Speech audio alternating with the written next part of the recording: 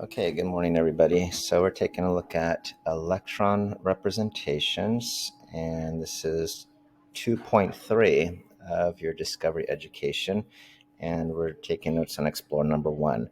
So let's go ahead and write out our Cornell notes. And I'm going to put down today's date, Friday 10/27, Friday 10/27.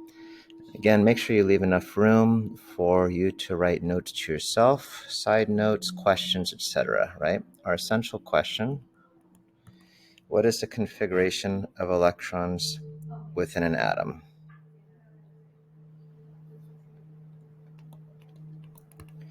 What is the configuration? That's kind of like saying the structure, how you set something up, of electrons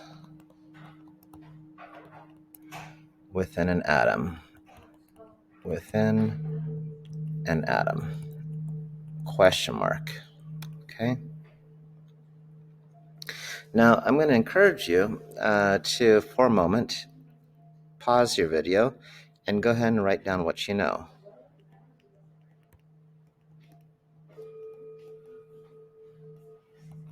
Okay, so take a moment and just jot down a couple points. All right, I'll be looking for these points inside your notebooks. Okay, what do you know?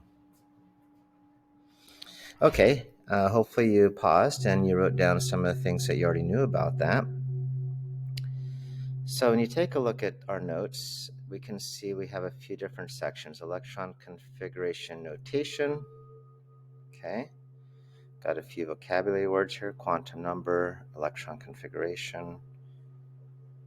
We've got a video. I imagine it's going to show us about electron configurations.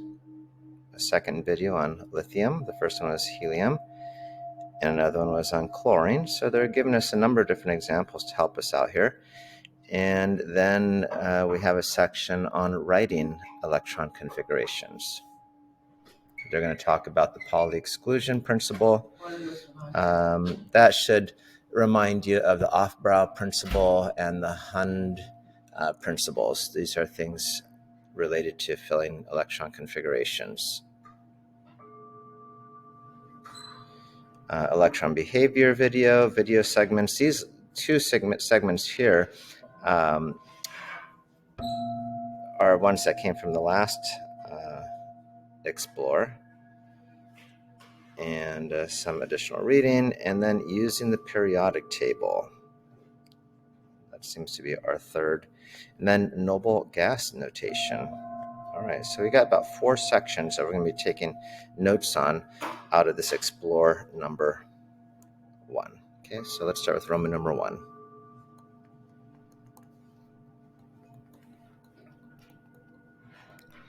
Electron configuration notation. And you can see the main ideas in green. To study the properties of an element, scientists consider where the electrons are located within an atom. Okay, so it seems like there's a relationship here. The properties of elements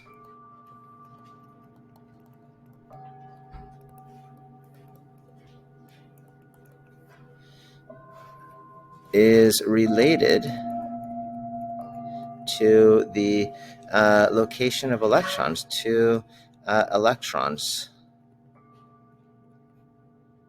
and their distribution, location and their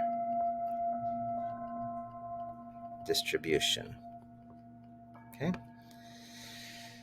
Now we jump into kind of an argument here. Quantum theory uses specific rules to describe the location of the electrons. I'm in paragraph 1 here. They use, I just read this one here,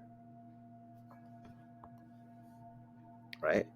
Quantum theory uses specific rules. They use shorthand methods to describe using a system of quantum numbers. All right, so that seems like that's useful information for us. Number one, or let's put down B, letter B. Quantum theory uses specific rules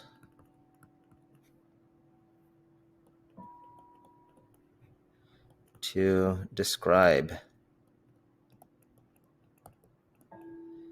electron locations.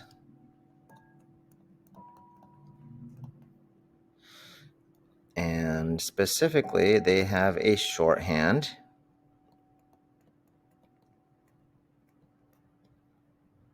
method. And this shorthand method uses quantum numbers.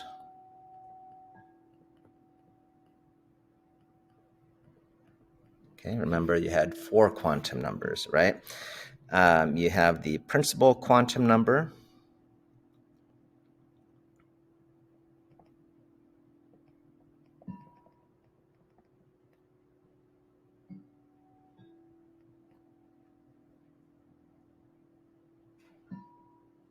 principal quantum number was equal to n, right? The letter n. And then you had the second quantum number, which we called the azimuthal quantum number.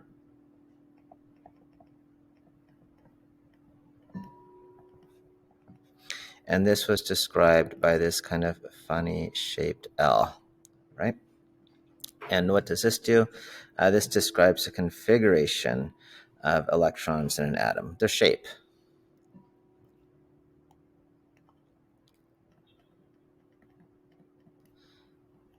The shape, or AKA configuration. Okay. Then you also had the magnetic number and the spin number, right? So, for example, they give us an example here, and they say helium. Helium is 1s2. So let's just put this down here. This will be letter C. Example is going to be helium. Elemental symbol He. And if we go and open up another tab here really quickly, this might be beneficial to us. Let me just make sure this guy knows that we're on tablet mode. And here we go. And we want P table. There we go. And if we look over here, there's helium. It's number 2, right? Number 2. Okay, so let's go back over here and let's go ahead and write this down. Helium, which is got a number 2. Right? Helium has an atomic number of 2. That means we can assume it has 2 electrons. 2 electrons. And when you take a look at your notation, you write down 1s2. So you know that the 1s level can take a total of 2 electrons. Okay, this is your first energy level. This is your first quantum number. Okay, so quantum number. This is the first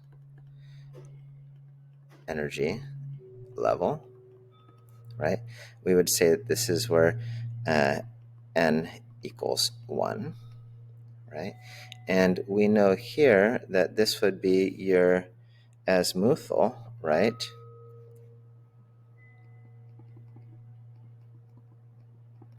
And this is telling us that it is a spherical shape, right? Okay, this is the distribution of your electrons is spherical, and you can have a maximum of 2 electrons. And so it has 2 electrons. It is maximally filled. Maximally filled, right? And we'll close that parentheses there. Okay, so keeping on here, let's see, did we cover everything in here? This system of notation includes 3 pieces of information. The first was the energy level. Check, we just talked about that. Numeral 1 represents that. The letters S, P, D, and F represent the different types of orbitals. This was your second piece of information, the orbital type, right? So I guess we could write that over here as with the orbital type. Okay. And finally, the number of electrons in each orbital is shown by a superscript after each orbital type. And we did that. We said that there were 2 electrons. We said it was maximally filled. Okay, good. So if you take a look over here, it kind of gives you a list of hydrogen, helium, lithium. So you can see how, where does my thing go when I do that? We got to figure out how to keep that pinned. Clear screen. And let's go back over here. So you can see how from hydrogen all the way to sodium, you're increasing from 1. Helium is still principle number 1.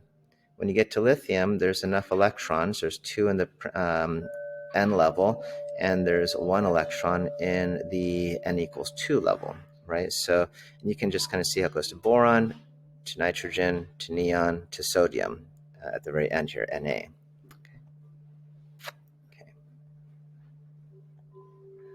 Okay, so writing electron configurations. Let's go ahead and write this down as Roman numeral 2, I believe. Okay, we're going to carry this little line down.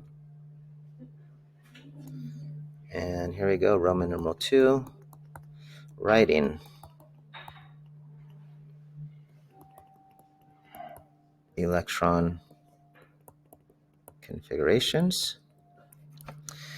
And they give us a little thing here. They re-mention the Pauli exclusion principle. We wrote about this last chapter, but you can go ahead and rewrite it if you need to. It says that no 2 electrons can have exactly the same quantum number. Okay, you can't have 2 electrons in the same place at the same time. Now here, little side note, 2 electrons can occupy the same orbital, but each electron is assigned a spin, so it can be identified individually. Remember, we give that an up spin or a down spin. So in electron configuration notation, the first electron added to an orbital is denoted with the up arrow, and the second has a down arrow. So maybe let's go ahead and write this down here as this. We'll say number 1. When 2 electrons occupy the same orbital, comma, we denote them with opposite spin arrows. So remember, if you remember our example, we said that when you're filling an electron configuration chart, you have an up spin and you have a down spin, okay? This represents the up spin, and this represents the down spin, okay? And the Hund rule or principle said that when you fill these boxes, you first fill each box with 1 upspin, and after you've filled each section with 1 upspin, then you're allowed to fill the second one with the other half spin. Okay, so let's see here. All the orbitals of one type within an energy level must be completely filled before an electron can occupy the highest orbital that was Aufbau's principle. And finally, Hund's rule states that all of the orbitals of the same energy will be filled with one electron before any of the orbitals take on a second electron. Okay, so this, you need to write these down. Hund's rule. And this one over here, they don't mention it, but it was Aufbau's principle. Okay, is this one right here. Okay, this is Aufbau's principle. And Hund's rule is this one right here. This is Hund's rule. Okay, so we need to make sure you have those down along with Pauli's exclusion principle. So let's just move this over here. I'm going to write down letter B. Aufbau's principle. Okay, and go ahead and write down what it states.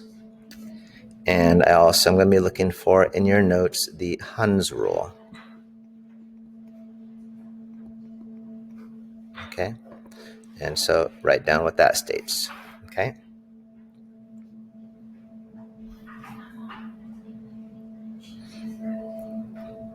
All right, hopefully you've had a chance to write both of those. Okay, so we're back here, and let's just go ahead and let's see, what am I trying to do now?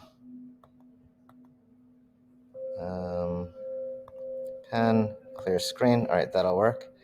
And we're going to scroll down here. Okay, so hopefully you've written down Aufbau's principle and Hund's rule. Using the periodic table. Okay, this is going to be Roman numeral 3, okay? Let's see here. Let's get our line. And we're going to say Roman numeral 3. Using the periodic table. Okay, the electron configurations of elements closely follow trends in the periods of the periodic table.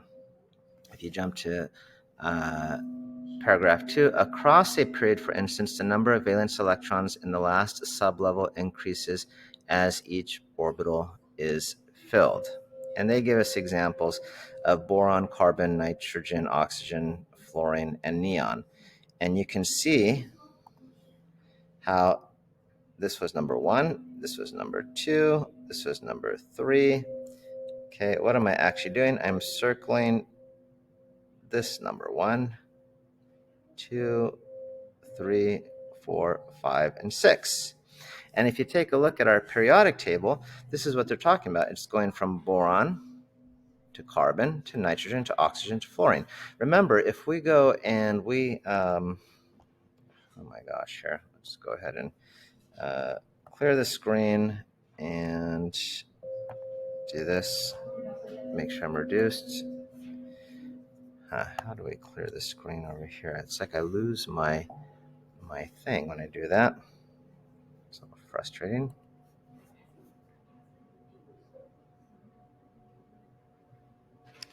Mouse, pointer, pen. Oh, here we go. I'll just go to eraser. Maybe that'll work. Yeah, that'll work. Sorry about that. And let's see if I can.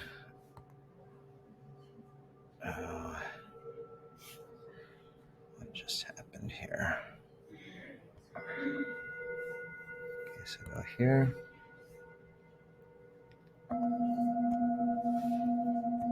There we go. All right. So if you take a look at your periodic table, and I'm going to click onto the electrons, you can see how these are organized actually into what we call S blocks, right? S blocks, which is going to be this group right here. You have your P block, which is going to be over here. It's your P block.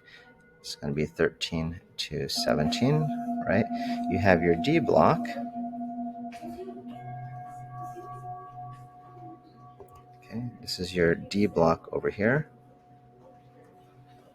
Letter D. And then you have your F block, which is over here. And this is your F block. Okay. If I go back, clear the screen,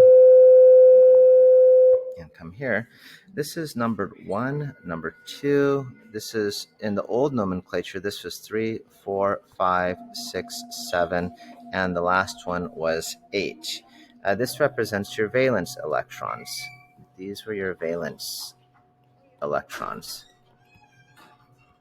Okay, so your first period, try to clear this here. Your first period, period 1, has 1 valence electron in it. Your row 2 has 2 valence electrons in it. So this would be like saying you have 1s1. This one would be like saying 1s2. Okay. Your over here, this represents your first P. So this would be like P1. This would be P2. If we were to actually talk valence electrons, though, the first group is 1 valence. The second group has 2 valence. 13 has 3 valence, and you can have up to 8 valence electrons. Go ahead and sit anywhere, guys. Okay.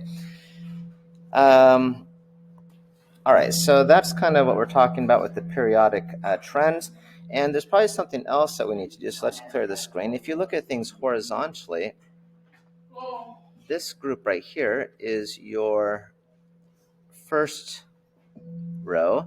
Your second row is here. Sorry, this keeps on going out. This is your second row all the way to the end. This is your third row, right? And on. You can go all the way down to your fourth, your fifth, your sixth, and your seventh. Okay, and what these relate to is these relate to the number of energy levels. All right, so let's go and write this down. Your rows equal energy levels. You might say that you have an atom, and your atom can have either 1 energy level, 2 energy levels, 3 energy levels, 4 energy levels, right? So I could write this down as 1, 2. This would be 1, 2, 3, and 4. You can go all the way up to 7. These would be your energy levels. They equal the period or the row number. Okay. Now, how many electrons are on your outer shell? Your valence, if you have an atom, and this is your highest energy level. If you're in row 1, like hydrogen, you would have only 1 valence. If you were in, and I'm going to clear my screen here, if you were in row 2, or not row, column 2, you would actually have 2 electrons. If you were in the third group or family, you would actually have 3. Let's use a different color here. You'd have 3 valence electrons. And so you can fill all the way up to a total of 8 valence electrons. And your periods, this would be your group number equals the number of valence electrons. Okay. All right, so let's clear our screen. Let's see where we are on all this, okay? Clear the screen again. Okay. And that leaves us only with the last part here, which is our noble gas notation. Okay, so this is going to be number 4.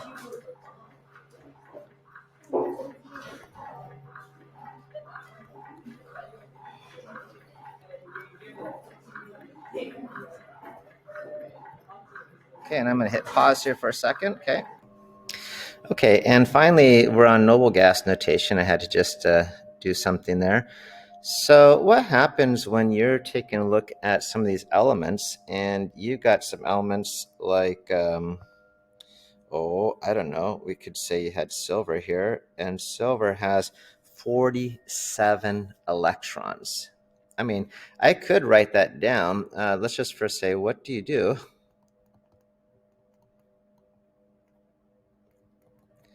when you have to write out long configurations? Do I really want to go ahead and write down 1s2, 2s2, 2p6, 3s2, 3p6. So how many do I have? 2, 4, 10, 11, 12. That's 18 electrons so far, and I got to do 47 electrons. That's going to take me forever. Well, no, you can actually have a a little shortcut method. And what you do is you take a look at the, clear the screen here. If you go, clear the screen. If you go to here, AG was right here. So you go all the way to this very last column here. These are your noble gases. You could take a look at the one that's right above it, the row above, and you could go ahead and say KR. Sorry, a lot of interruptions here this morning. You could take the noble gas that's above one line here. So I'm talking about this one right here, and say KR. And then you could basically just go ahead and fill out the configuration underneath it. So you could go ahead and say that, all right, KR. And let me just see if I can clear my screen and go back and scroll over this way here. So then I'm in energy level 5. So I could write down 5s2.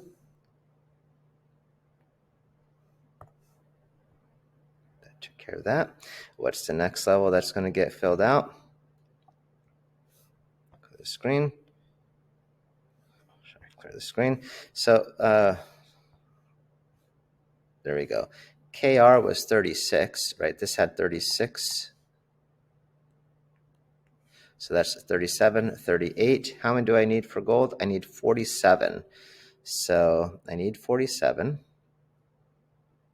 36, 37, 38.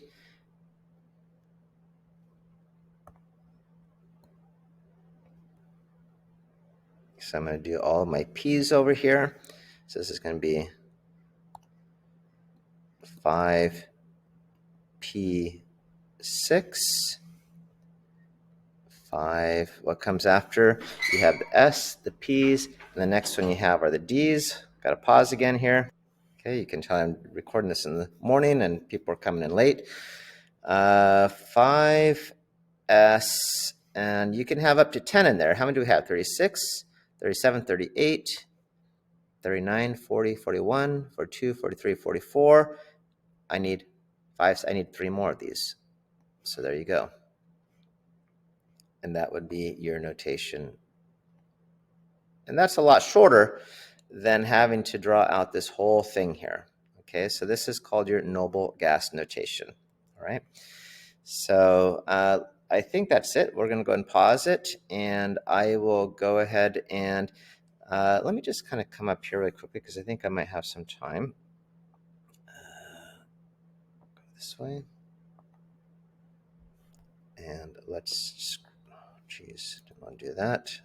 Undo.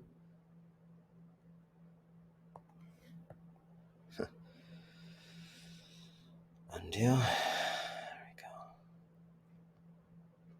Let's go back over here a little bit, okay, because I think we have a little bit of room to run with this. So I want to take and consider this thing here, okay? So if you're going to fill out your energy levels, and we call this your 1S, and then your next level is your 2S, and then we say you have a little half step over here where your 2 P is, and you have 3 boxes.